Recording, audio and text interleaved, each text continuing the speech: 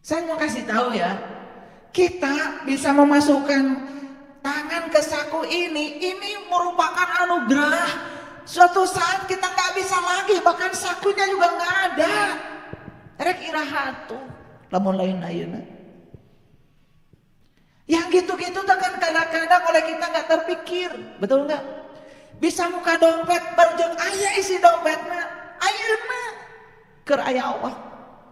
Ingat suatu hari, jagalah dirimu, jaga dirimu dari suatu hari yang hari itu seseorang tidak bisa membela orang lain. Walau sedikit pun, yang hari itu tidak lagi namanya syafaat, yang hari itu tidak lagi yang namanya tebusan, yang hari itu tidak lagi ada pertolongan. Hari itu pasti akan datang. Cing atuh pelite. Maka yang saya kasih tahu, kalau rezeki ingin banyak 3 caranya. Hiji, tangan gawe. Dan ngadoa wae. Nomor kedua, bagikan. Yang ketiga, apapun yang pernah kita berikan pada orang lain akan datang sebagai penerimaan. Gak usah ragu. Tidak ada pemberian buat orang lain, semua pemberian buat dirimu sendiri. Semua buat kita. Ingat, ini ayat mengatakan, wattaku, jagalah dirimu dari satu hari itu yang segalanya menjadi tidak berarti. Maaf, rumahmu berarti sekarang karena kamu punya tubuh. Uangmu berarti sekarang karena kamu punya tubuh. Sendokmu di dapur berarti sekarang karena punya tubuh. Nanti mobilmu yang mewah pun gak ada artinya lagi saat kehilangan tubuh. Hari itu pasti akan datang. Maaf ya, hari ini saya kok pengen kencang ya ngomongin. Gak tahu, ini ada yang kencang dari dalam. Ini kayaknya kalian begitu ya.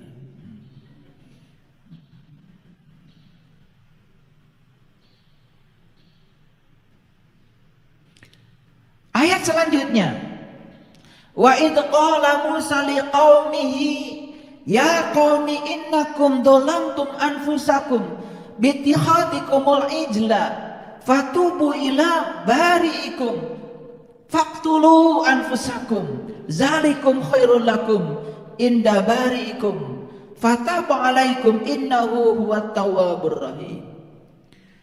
Dan ingatlah ketika Musa berkata kepada kaumnya, hai kaumku, sesungguhnya kamu telah menganiaya dirimu sendiri karena kamu telah menjadikan anak lembu sebagai sesembahanmu. Maka di Quran ada cerita Al-Baqarah, sapi betina, ada cerita anaknya Al-Baqarah, anaknya sapi betina. Sudah tahu? Al-Baqarah itu jasmani kita, tubuh kita. Anaknya Al-Baqarah itu apa? Anaknya Al-Baqarah itu segala hal yang berhubungan dengan urusan jasmani. Jangan lupa, dirimu bukan hanya jasmani. Dirimu ada ruhnya yang harus kamu jaga, yang harus kamu pelihara.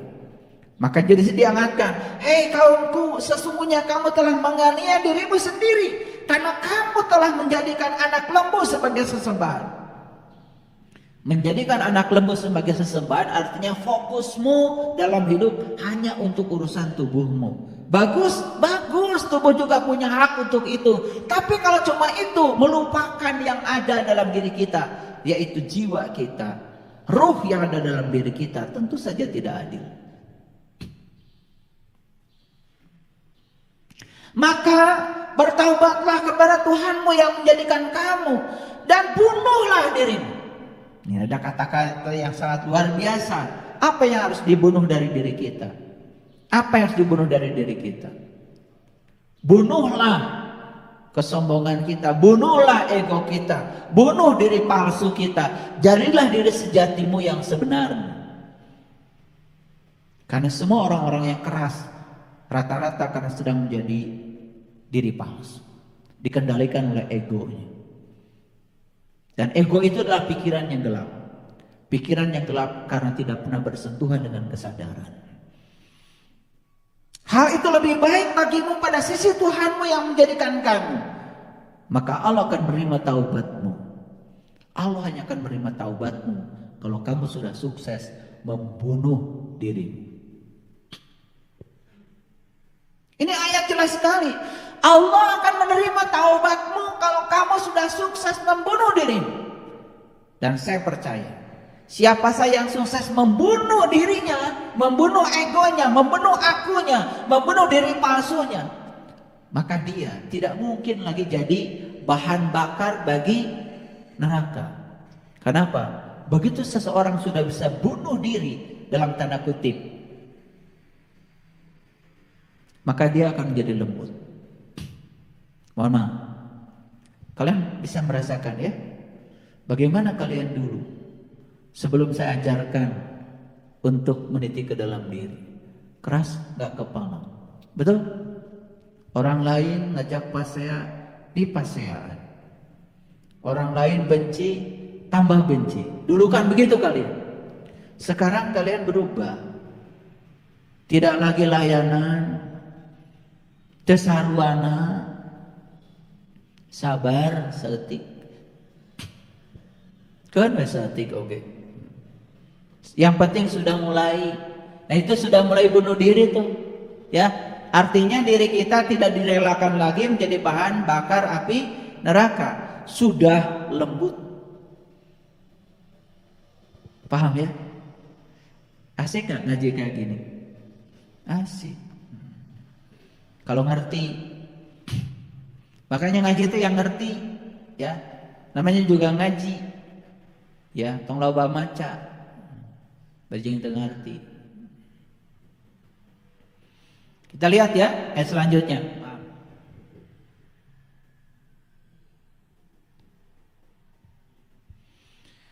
Ayat 281. Ini agak banyak dulu ya ayat-ayatnya supaya untuk dasar. Wattaqu yauma turja'una fihi ilallah summa tuwaffa kullu nafsin ma kasabat wa hum la yudlamun. Dan peliharalah dirimu. Ini kan semua peliharalah dirimu, jagalah dirimu. Ini ayat semua yang saya bacakan untuk melatih subjek.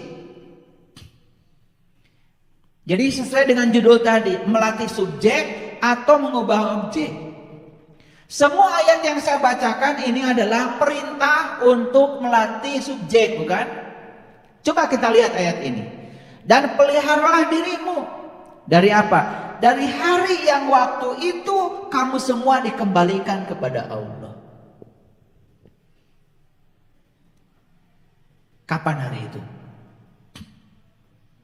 Kapan hari itu? Saat mati? Bukan. Dikembalikan kepada Allah, gak usah nunggu mati.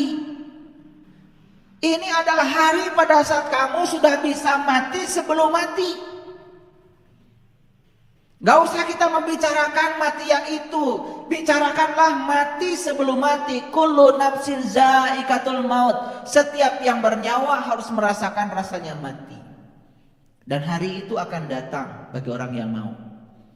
Itulah hari pertemuan kita dengan sang sejati yang ada pada diri kita. Jagalah dirimu. Dari hari yang waktu itu semua dikembalikan kepada Allah. Kemudian masing-masing diberi balasan yang sempurna terhadap apa yang telah dikerjakan. Sedang mereka sedikit pun tidak dianiaya. Itulah saat kita ikro kita baka. Kafa binafsika al yauma alaika hasiba. Saat itu kita sedang menyaksikan kitab amal kita. Tidak ada yang teraniaya. Semua kebaikanmu akan kelihatan. Dan semua keburukanmu juga kelihatan.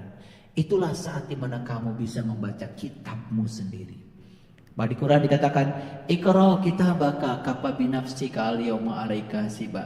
Bacalah kitabmu, cukuplah itu sebagai juru hisabmu. Beruntung ya yang sudah tahu hari ini. Hari yang disebutkan di ayat ini yang sudah tahu beruntung. Tetapi menjadi rugi pada saat kita sedang membaca kitab kita tidak jujur pada diri kita sendiri. Disitulah kita perlu jujur. Karena di situ kita akan melihat diri kita. Terangnya kelihatan, gelapnya juga kelihatan. Saat kita, mohon maaf, saat kita betul-betul bisa memelihara diri, saat itu juga kita akan melihat matahari sejuk bulan. Kita melihat bintang tanpa batas di langit terdekat kita.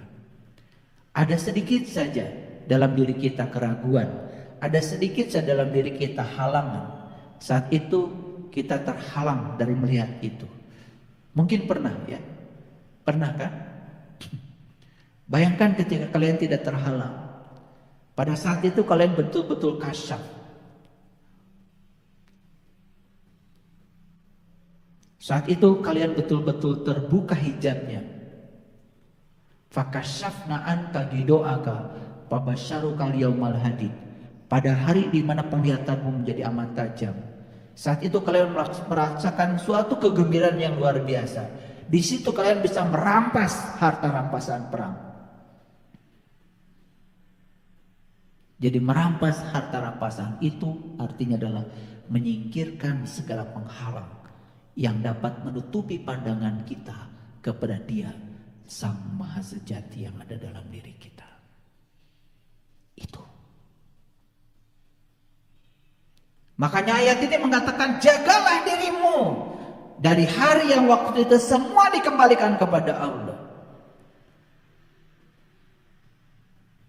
Masing-masing diberi balasan yang sempurna terhadap apa yang dikerjakannya. Sedang mereka sedikit pun tidak teraniaya.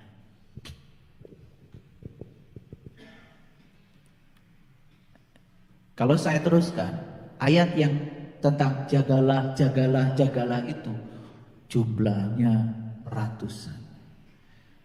Kajian kita tidak akan kelar-kelar. Cukup aja dulu ayatnya sampai di situ. Dan sekarang kita bisa nangkap, oh ternyata kita tidak punya kewajiban menjaga siapapun dalam hidup ini. Kewajibanmu adalah menjaga dirimu. Paham? Dan ketika kita sukses menjaga diri kita, secara tidak langsung sebenarnya kita sedang menjaga orang-orang yang di sekitar kita. Paham? Gitu. Ya? Oke, sekarang saya akan masuk dulu ke kajian kita. Melatih subjek atau mengubah objek? Jawabannya sudah ketemu kan? Melatih subjek. Jadi sekarang fokus pada diri kita sendiri. Oke. Saya ingin menjelaskan bahasa Indonesia sedikit nih. Kalau kita berbicara struktur kalimat dalam bahasa Indonesia, pasti subjek, predikat, objek, keterangan, pelengkap. Itu namanya kalimat sempurna. Pernah belajar dulu kan waktu SD? Ya, subjek, predikat, objek, keterangan, pelengkap. Yang perlu diwaspadai ini kata predikat. Kan predikat itu biasanya menyangkut identitas. Betul nggak? Ya. Seseorang lulus sarjana dengan predikat uyuhan. Ya uyuhan lulus maksudnya. Itu predikat itu. Jadi kalau saya guruin mahasiswa saya 8 tahun baru lulus. Jadi saya kadang-kadang kalau lagi itu lulus ya, kamu lulus sarjana dengan predikat uyuhan. Ya kalau aslinya kan ada cum laude, ada summa cum laude ya, maneh mah uyuhan, uyuhan lulus maksudnya. Itu predikat. Jadi predikat itu apa ya? Predikat itu kan sesuatu yang melekat pada diri kita. Nah sekarang gini, yang sederhana aja. Predikat apa sih yang mau melekat pada dirimu? Ingin predikat sebagai orang baik, ingin predikat sebagai orang pelit, ingin predikat sebagai orang murah hati. Semua predikat itu akan melekat pada diri kita tergantung perilaku kita. Setuju nggak? Misalkan gini, ada orang yang pokoknya punya dikit ngasih, punya banyak apalagi gitu ya. Selalu peduli pada orang lain. Kita ngasih predikat gak sama orang itu? Apa predikatnya? Berehan, murah hati. Jadi predikat itu berhubungan dengan kata kerja sebetulnya. Predikat itu berhubungan dengan apa yang kita lakukan. Makanya kalau kita bikin kalimat pertama, kalimat itu yang kata yang paling depan biasanya subjek. Setelah subjek, predikat. Contoh misalkan gini. Ya, Bunda Mami menyapu di halaman. Nah, Bunda Mami itu subjek. Menyapu itu predikat. Disitulah ya. Kalau Bunda Mami nyapunya sering di halaman, orang ngasih predikat sama Bunda Mami. Predikatnya apa? Mani rajin. Itu predikat. Makanya hati-hati ya. Di dalam belajar pelajaran bahasa Indonesia ada yang predikat. Predikat itu tergantung apa yang kamu lakukan. Dan yang dilakukan itu adalah kebaikan, predikatnya baik. Yang dilakukan keburukan, predikat juga jadi buruk. Saya tuh kagum ya dengan pelajaran bahasa. Kenapa kata kerja disebut predikat? Kalau dalam bahasa Inggris kan verb, ya kan? Kata kerja. Nah, kata kerja itu berarti kata yang mewakili apa yang dia lakukan. Betul? Memberi berarti kan melakukan. Ya kan? Tidak memberi juga melakukan. Betul? Oke. Jadi subjek, predikat, objek. Nah, sekarang kita lihat ya. Apa sih subjek itu? Subjek adalah pelaku yang melakukan perbuatan, kegiatan, tindakan atau aktivitas tertentu. Subjek biasanya berupa kata benda seperti nama orang, binatang, tumbuhan atau benda. Contoh kalimat yang sederhana. Surya membeli ikan di pasar. Nah, Surya itu subjek. Jadi subjek itu kan pelaku utama. Ya, predikat apa yang dilakukannya.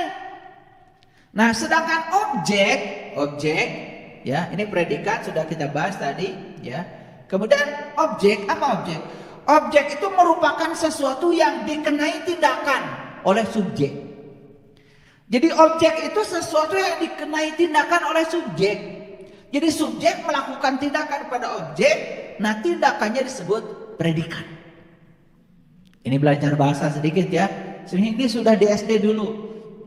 Tapi saya ulang supaya ngerti. Karena kadang-kadang kalian kalau bicara nggak jelas susunan kalimatnya. Ya, nggak jelas. Makanya saya kalau merhatikan orang, kalau struktur bahasanya sudah mulai amburadul, biasanya otaknya juga amburadul. Jadi kalau bicara itu muter-muter nggak jelas. Karena apa? Ya, tidak jelas, tidak pakai grammar. Maka kalau bicara tuh harus pakai grammar, harus jelas. Apalagi orang-orang yang bicara di publik. Saya sering perhatikan ya, mohon maaf ya, orang-orang yang sudah menjadi pejabat publik, tapi bicara muter-muter gitu, panjang tapi nggak jelas. Kok mau pendek? Karena ada orang yang ngomong panjang nggak jelas ya, apalagi pendek. Betul nggak? Panjang aja nggak jelas, apalagi pendek, gitu. Nah, bagus kalau bisa bicara kalimatnya itu efektif. Tidak banyak kata yang digunakan, tapi pesannya bisa nyampe pada orang. Makanya di sini latihan komunikasi. Belajar grammar, belajar menyusun kata-kata menjadi kalimat, di mana kalimat itu menjadi sempurna ketika menyampaikan sebuah pesan. Ngerti sekarang objek? Jadi objek itu adalah sesuatu yang dikenai tindakan oleh subjek. Ya, contoh, Dodit memakan apel. Nah, Dodit itu subjek, memakan itu predikat, apelnya objek.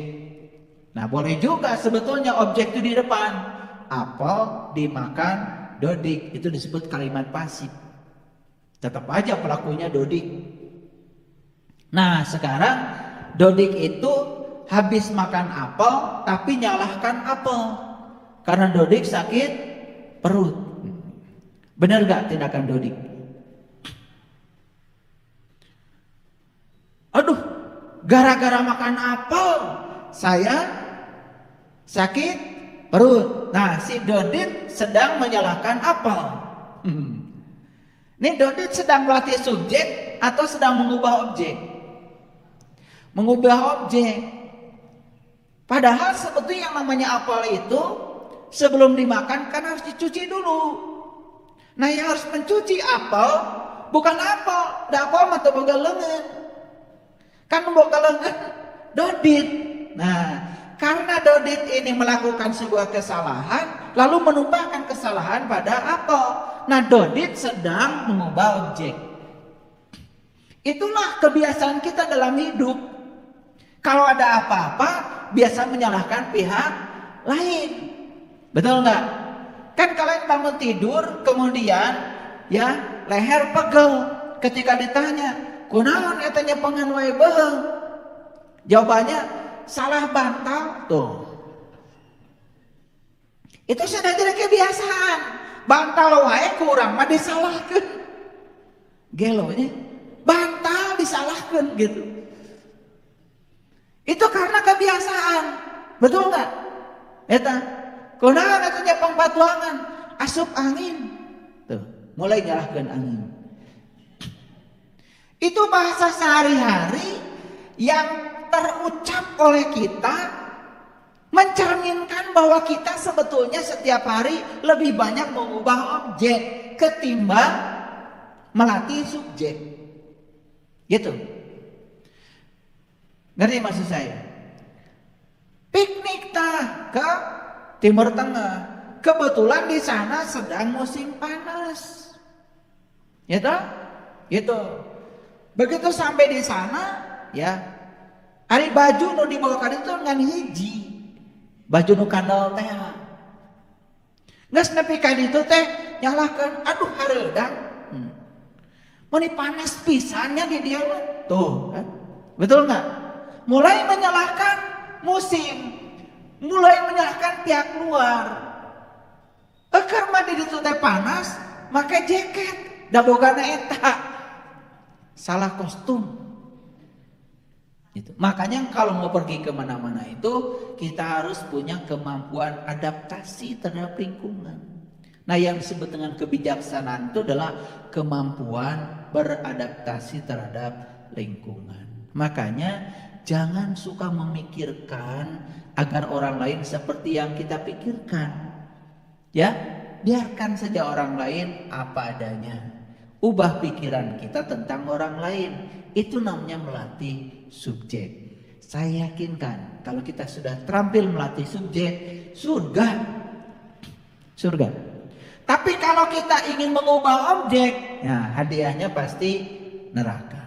Nah, itu sebabnya yang dibutuhkan oleh kita sebetulnya satu, yaitu tanggung jawab.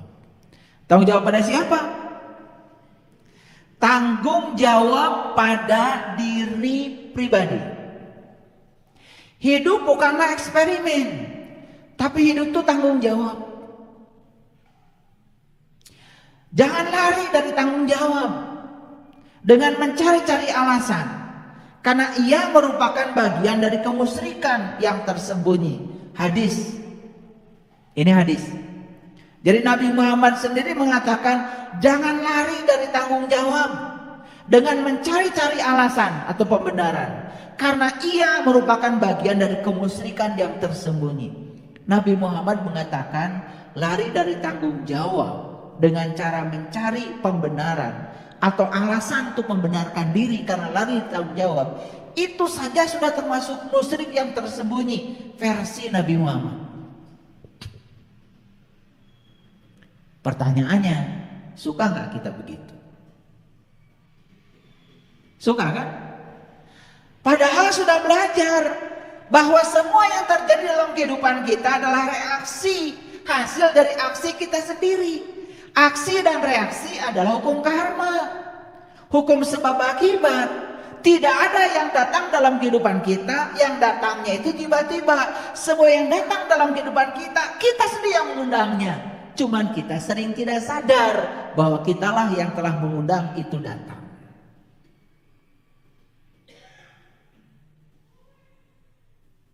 Nah, mulai sekarang kita belajar melatih subjek. Caranya gimana? Lihat saya. Begitu ada yang datang pada diri kita, apalagi yang datang kepada kita itu tidak diharapkan kedatangannya, pasti sesuatu yang tidak kita inginkan. Caranya apa? Caranya lihat ke dalam diri.